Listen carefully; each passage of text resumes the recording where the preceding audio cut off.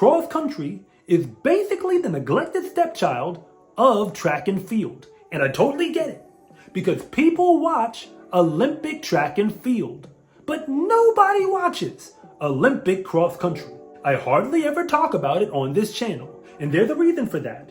It's insanely hard to find highlights of a sport, which is basically people running through the woods. But that doesn't mean I don't care about it. I actually coached cross country at the college level, so I'd like to think I know what's actually going on out there. The only problem is, nobody else seems to care. And trust me, I looked into it. We have national polls that come out every single week of the season, and I honestly couldn't tell you what races they were watching when they made these rankings. They might get the first 2 or 3 teams right, but the rest of it seems to me like they just drew a bunch of names out of a hat or something. But as far as I'm concerned, cross country is an NCAA championship sport. And since the NCAA tournament for basketball and even the college football playoff can get more coverage in one day than cross country will get in the entire season, I guess you're stuck with me. So here is a legitimate preview of the Division I NCAA cross country championship meet. Because if you are an athlete who runs in college, you deserve to have your sport covered too, by someone who actually knows what's going on. And if anything I say actually connects with you, it is always greatly appreciated if you would like and subscribe.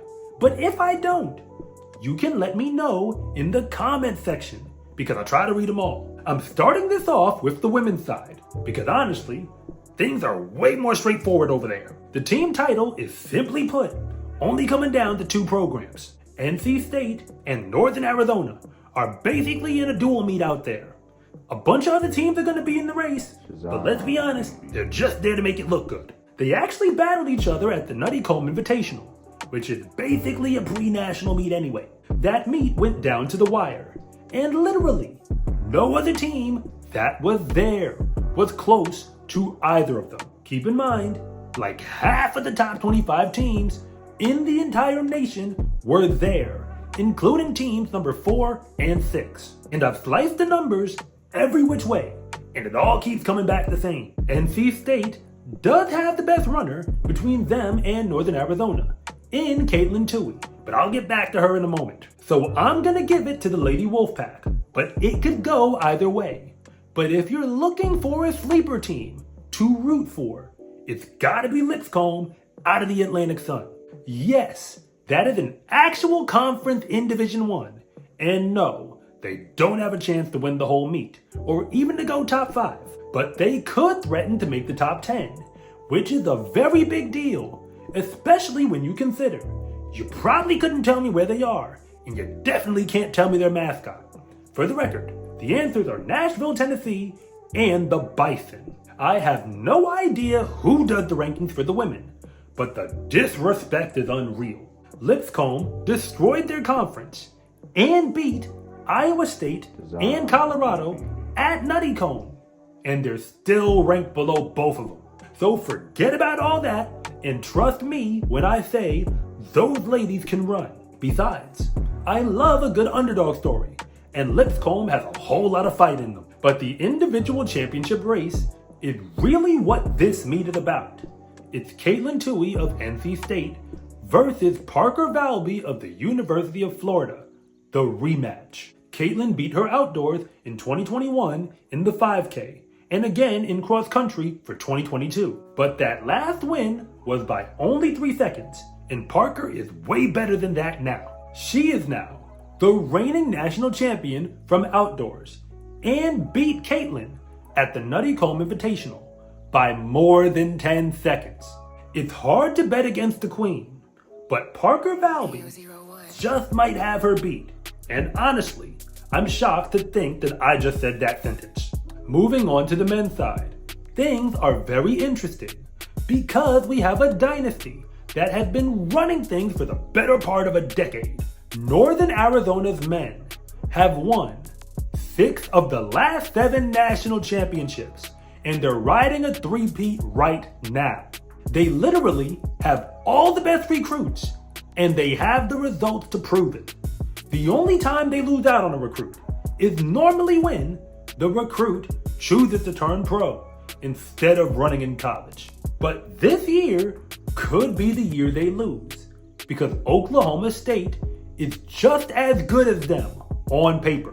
Believe it or not, they beat BYU in the Big 12 championship meet by the same distance that NAU beat them at Nuttycombe. And that is the team ranked number 3 in the nation. So trust me when I say this, it is about to go down. But for the record, I'm still taking NAU just because that's the safe bet. The only dark horse who can really make a splash to sneak into the top 5 is Stanford, which is funny because they got 4th last year anyway. They actually have the reigning outdoor champion from the 5K and the 10K, but they underachieved at Nuttycombe significantly. But you can't take that too seriously because they are now the Pac-12 champions. And I can't really believe it's the last season we'll ever be able to say that happened. Either way, I expect them to go out in style, because next year, they're gonna have a whole bunch of fun flying to the East Coast for the Atlantic Coast Conference Championship meet from California. And we've got FBS football conference realignment to thank for that. Interestingly enough, it's another team of super smart guys who are my underdog pick. Princeton beat Harvard at the Ivy League championship meet. And that actually matters because Harvard is ranked inside the top 20. And their best runner won the Nuttycombe meet outright. How the Princeton Tigers pulled that off, I have no idea. But clearly they can run with the Crimson. And Harvard has the talent to go top 10. So evidently so does Princeton. And after all that, the competition for the individual championship is really a 3-way race between Graham Blanks of Harvard, Nico Young of Northern Arizona, and Brian Musau of Oklahoma State by way of Kenya. There's really no way to know which one of them will win it, but Kai Robinson of Stanford has to be the dark horse. They all have the talent, but I'm rooting for Graham Blanks because I'd love to see Harvard win a national championship in anything.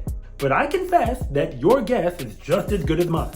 Cross country is a real sport, and the NCAA acknowledges that, which is why they hand out a trophy for it every single year. And that's even if ESPN doesn't care enough to ever mention that it even happened, even at the bottom of a ticker or something. I'm not sure if you'll ever get around to watching the races, and I'm definitely sure there won't be any legitimate highlights for you to look at afterwards. But trust me when I tell you, it's gonna be alright, because if something goes down, I'll be the first one to know about it. So you'll always have me to fill you in anyway. I just hope you make enough time to click on it and watch. I'm Coach Rob, and thank you so much for watching this video. And if you want to see more content like this, then please like and subscribe.